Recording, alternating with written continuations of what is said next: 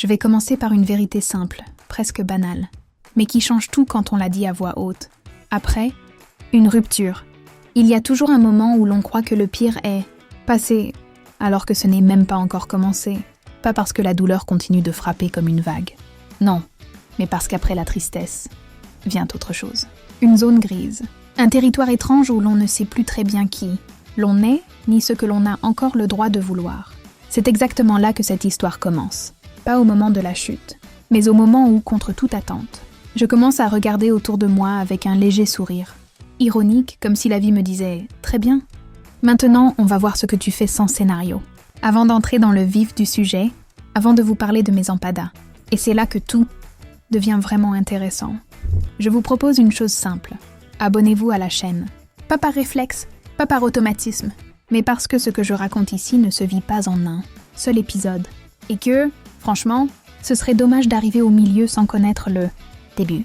Après tant d'introductions, tant de récits un peu lourds, tant d'histoires où la tristesse avait le premier rôle, j'ai décidé qu'il était temps de passer à la partie la plus délicieuse de tout ce chaos émotionnel, la présentation officielle de mes empadas. Oui, mes empadas. Et non, ce n'est ni une métaphore approximative, ni une blague lancée à la légère. C'est devenu, avec le temps, une manière très précise de nommer ce qui se passe quand on ne veut plus d'un grand amour tout de suite, mais qu'on ne veut pas non plus disparaître du monde.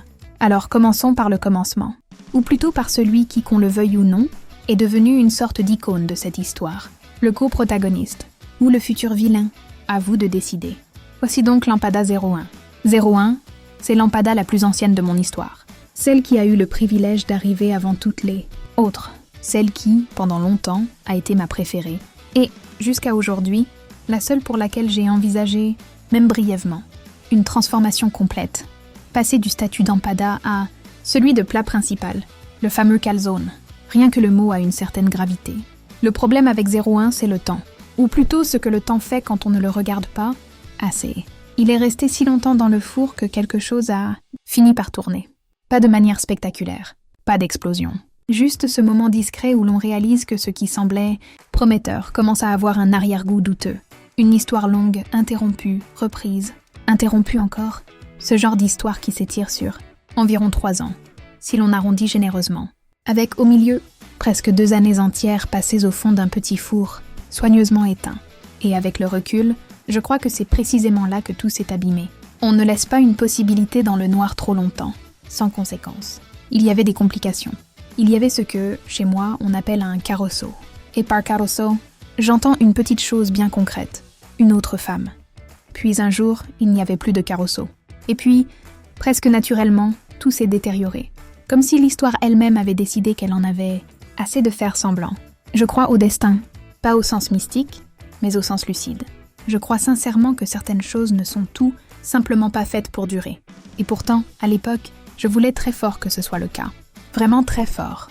Vous aurez l'occasion de suivre son histoire ici, tranquillement.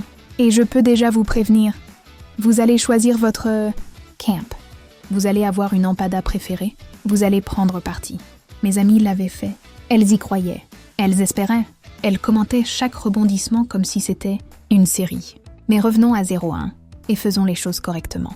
Parlons de ses qualités. Parce qu'il en a. Beaucoup. Il est intelligent. Intéressant. Charmant sans effort apparent. Séduisant d'une manière presque agaçante. Patient avec moi, ce qui n'est pas un détail. Drôle. Surtout drôle. On pouvait passer des heures à ne rien dire d'intelligent, à plaisanter, à se provoquer, à se chamailler physiquement avec cette légèreté propre aux gens qui se comprennent sans avoir besoin de s'expliquer.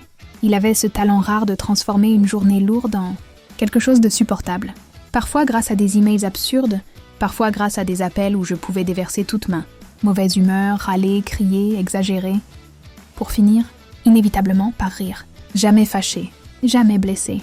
Il savait que ce n'était pas personnel. Et moi, je savais que je pouvais être moi-même sans filtre. Sa caractéristique la plus marquante, une audace tranquille. Une forme de culot presque admirable. Ce genre d'assurance qui frôle parfois l'insolence, mais qui force le respect. Je mentirais si je disais que je ne l'enviais pas un peu. Cette capacité à avancer sans trop se justifier, à prendre de la place sans demander pardon. Bien sûr, il y avait aussi les défauts. Et il n'était pas discret. Il habitait très très loin.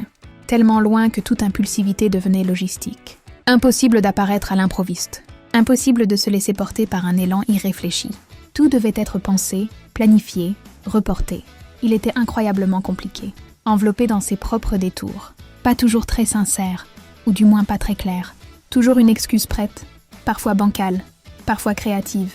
Avec le temps, j'en suis venue à penser que cette capacité devait être liée à un chromosome spécifique, transmis avec une certaine constance. La phrase que je lui disais le plus souvent, un simple blablabla, accompagnée d'un regard qui voulait dire « Je t'écoute, mais je ne te crois qu'à moitié ».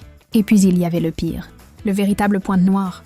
01 est adepte d'une boisson que la majorité des femmes redoutent profondément, le thé du silence.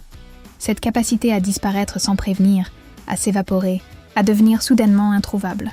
Si vous me demandez aujourd'hui où il est, la réponse est simple. Quelque part entre hier et jamais, il y a aussi une musique. Une seule. Fear de Babyface. À chaque fois que cette chanson traversait mon esprit, son image apparaissait automatiquement. Une image très précise, presque cinématographique. Je la garde pour plus tard. Chaque chose en son temps. Aujourd'hui, ce n'était qu'une présentation. Une entrée, si l'on veut rester dans la métaphore. Les aventures et les désillusions viendront. Lentement, avec humour, avec recul. Et si j'étais vous, je ne raterais pas la suite. Parce que dans cette histoire, rien n'est jamais complètement cuit. Et surtout, rien n'est définitivement sorti du four.